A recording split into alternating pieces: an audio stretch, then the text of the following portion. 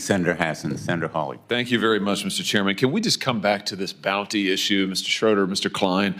Because I have to say I didn't understand your answers. I thought you said to the chairman earlier that this, well, you did say in your opening statement that there was a lot of misinformation about this out there, Mr. Schroeder, and I thought you said, Mr. Klein, that you don't charge bounties. So can we just clear this up once and for all? We're all here, we're all under oath. So, Mr. Schroeder, let's start with you. Do you charge a bounty? Do you pay employees bounties on carry-on bags to identify them?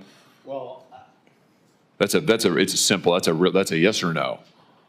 I wouldn't characterize it as a bounty. Do you charge them, do you pay your employees a fee? Do you incentivize them to go pick out bags from people getting on planes and kick them off the flight? Just yes or no? We charge them an incentive. Okay, that's a yes. Mr. Klein. We do not, Senator Hawley. You don't pay your employees to do that? We have previously, sir, but we actually suspended that on September 30th of this year. And now in order to be able to treat all of our guests fairly and equitably, we've actually just put more staff and supervisors out at the gate area, and they're the ones that are still making sure that everyone's treated fairly and equitably, which is the point behind these kinds of programs, but we have removed that program as of September 30th. Oh, interesting. So let's come back to you, though, Mr. Schroeder. So how much have you paid your gate agents to enforce your carry-on bag policy, to pick people out of the line like the chairman's video show? I mean, you guys do appreciate that flying on your airlines is a disaster, don't you? I'm slightly amazed by the general attitude of all of you here. Flying on your airlines is horrible. It's a terrible experience. I mean, I say this as a father of 3 young children, but I can't tell you, nobody enjoys flying on your airlines. It's a disaster. You charge people fees that they know nothing about. You harass them to death. I'll never forget, Mr. Johnson, during COVID when an attendant on your airline threatened my wife because our then 5-year-old son, his mask had slipped. This is back when we all had to wear those ridiculous masks. His mask had slipped below his nose. This flight attendant came up to my wife and said if she didn't keep that mask over his nose at all points on this 4-hour flight, she would personally see that my wife was banned from flying. This has happened over and over to families. It's terrible. It's absolutely terrible. And your attitude here today seems to be, well, devil may care. There's nothing we can do about it.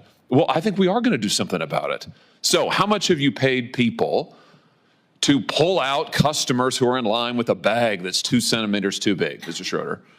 Well, we recognize this is a hard job, and so therefore we incentivize them to do that. How much? It's $10 per bag. Wow.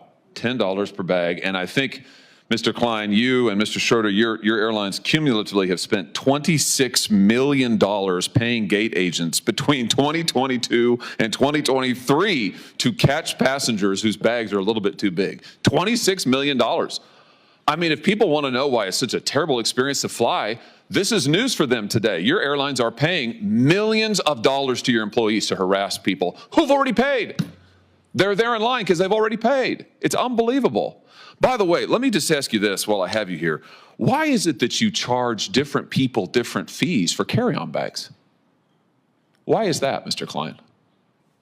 Why isn't it just a flat fee? Why is it that I might get charged one fee, but my wife might get charged a different fee? Why is that? So overall, our job is to generate the most revenue we can so we can be profitable as an airline. If we're not profitable well, actually we have costs, and there's costs out there, and we have to make sure that we're above the cost line in order to make sure that we can run a profitable entity. Yeah, I got it. No, I got it. I got it. And money's the answer. So last year, your carry-on bag fees ranged between $15 and $99. That's extraordinary. One person might pay 15, somebody else might pay 99. How do you determine it? Is it based on personal characteristics? You charge women more? It's never based on personal characteristics. You charge minors more? If you've ever felt like airlines were finding new ways to charge you extra, you're definitely not alone. But what happened during this Senate hearing took those frustrations to an entirely new level. Senator Josh Hawley confronted airline executives over what he described as hidden fees, confusing pricing, and incentive programs that rewarded employees for catching passengers with oversized carrying. Do it. Well, there is a cost to carry any kind of bag. Yeah, but why do you charge some people more? I understand the cost, and you make clear money's your bottom line. I get that, but why is it that you're charging some people what, triple, quadruple the amount. Well, the length of the flight should matter in this as well. So Yeah, but that's not the data. The data shows is we're talking about the same people on the same flight might get charged radically different prices for a one carry-on bag. You do the same thing for check bags. Why is that? Right. So just for the record, the $99 charge has been reduced to $79 as a maximum. And what ends up happening here is we want to make sure that we can get the best price to the best people at the right time. The best people? Who would they be? Sorry, let me rephrase. The right price. Are those the people who, what? I mean, no, explain it to me. I'm interested. Who are the best people? Well, that was the misstatement, sir.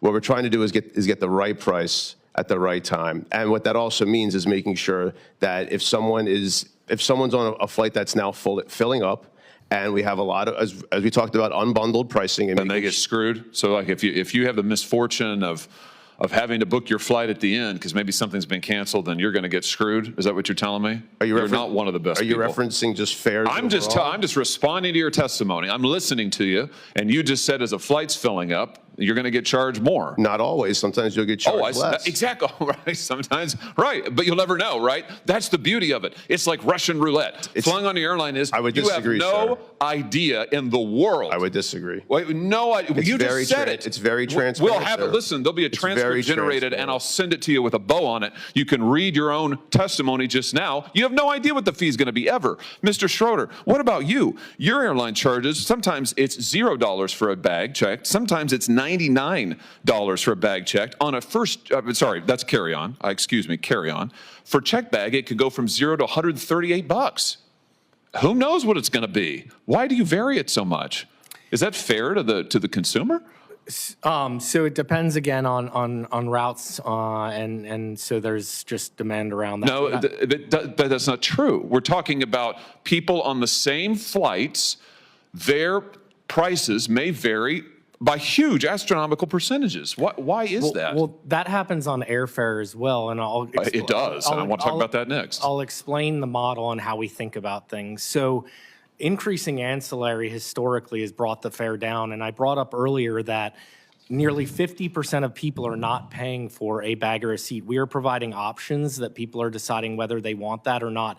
That is increasing the ability for people to travel. Listen, my time is limited, and I know the chairman, Senator House, want to ask more questions. I just want to point out to you that you are charging people for the same thing, one checked bag or one carry-on bag on the same flight. People are paying wildly different prices for it. They have no idea what it's going to be. I think people will be amazed to learn today that if they fly on your airline or yours, Mr. Klein, heck, the guy next to him may be paying $15 for the carry-on bag, and they may be paying $80.